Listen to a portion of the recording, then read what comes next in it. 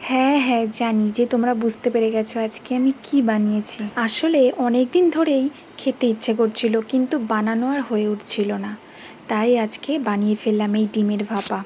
এই ডিমের ভাপা বানানোর জন্য কি কি লাগছে চলো একবার দেখে নাও। প্রথমে নিয়েছি সাদা সর্ষে আর পোস্ত দানা, তার সাথে নিয়েছি কাজু বাদাম, কাঁচা লঙ্কা আর চারমগজ। এবারে সবকটাকে একসাথে করে পেস্ট করে নিলেই মশলা রেডি হয়ে যাবে।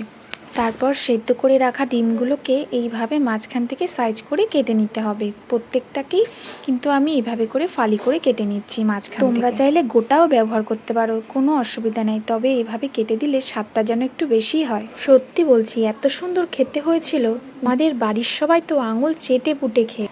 এবারে কড়াইতে তেল গরম করে তার মধ্যে একটু হলুদ দিয়ে দিতে হবে। তারপর কেটে রাখা ডিমগুলোকে এইভাবে তেলের মধ্যে দিয়ে দিতে হবে।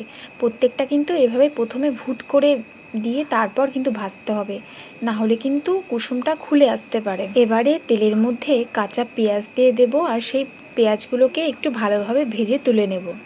তারপর একটা বাটির মধ্যে সেই করে রাখা মশলাটা দিয়ে দিতে হবে, দিয়ে ভালো মতো করে এটাকে গুলিয়ে নেব। তার মধ্যে দিয়ে দেবো লবণ, হলুদ একসাথে করে দিয়ে দেবো, আর সামান্য একটু চিনি দিয়ে তারপর দিয়ে দিতে হবে সামান্য একটু কাঁচা সর্ষের তেল। তারপর একসাথে সবগুলোকে মিশিয়ে নিতে হবে, আর এর মধ্যে দিয়ে দিতে হবে সেই ভাজা পেঁয়াজটুকু।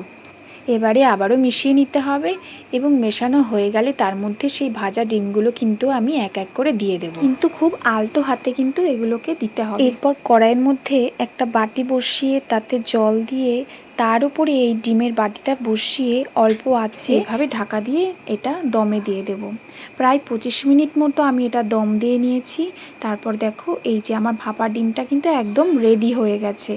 এবার গরম গরম কিন্তু ভাতের সাথে পরিবেশন করো, খেতে দারুণ হয়। জানি তোমরাও খুব ভালোবাসো। এইভাবে একবার বানিয়ে দেখো, আশা করি ভালো লাগবে।